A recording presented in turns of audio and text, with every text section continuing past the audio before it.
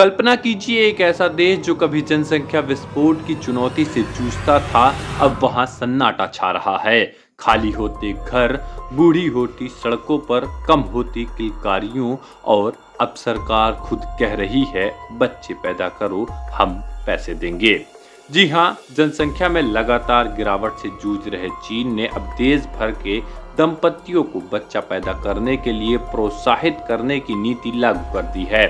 हाल ही में चीन ने राष्ट्रव्यापी शिशु देखभाल नकद सब्सिडी योजना की घोषणा की है, जिसके तहत 3 साल से कम उम्र के प्रत्येक बच्चे के माता पिता को हर वर्ष 3,600 युआन लगभग 502 अमेरिकी डॉलर नगद सहायता दी जाएगी। यह राशि तब तक दी जाएगी जब तक बच्चा 3 साल का ना हो जाए। इस योजना की शुरुआत 1 जनवरी 2025 से मानी जाएगी, लेकिन उससे पहले जन्मे और 3 साल से कम उम्र के बच्चे भी इसके पात्र होंगे। उन्हें यह राशि अनुपातिक रूप में मिलेगी। चीन का राष्ट्रीय स्वास्थ्य आयोग NHC इस योजना को ऐतिहासिक नीति परिवर्तन बता रहा है, जिससे हर साल लगभग 2 करोड़ से अधिक परिवारों को सीधा लाभ मिलने की उम्मीद है। देश के तमाम स्थानीय प्रशासन अभी इसकी कार्यान्वयन प्रक्रिया तैयार कर रहे हैं और अगस्त के अंत तक पूरे देश में इसके लिए आवेदन शुरू किए जाएंगे। जनसंख्या संकट चीन के लिए अब एक राष्ट्रीय चिंता बन चुका है। संयुक्त राष्ट्र के आंकड़ों के मुताबिक अगर यही गिरावट जारी रही तो 2100 तक चीन की आबादी घटकर 1.4 अरब से सिर्फ 80 करोड़ रह जाएगी।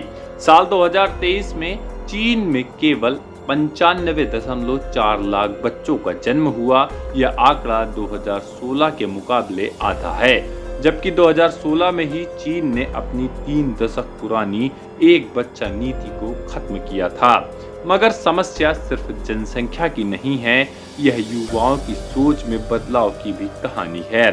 चीन में विवाह दरें तेजी से गिर रही हैं। युवा दंपत्ति अब बच्चे पैदा करने से बच रहे हैं, क्योंकि उन्हें पालन पोषण की लागत और करियर के दबाव के बीच संतुलन असंभव लगता है।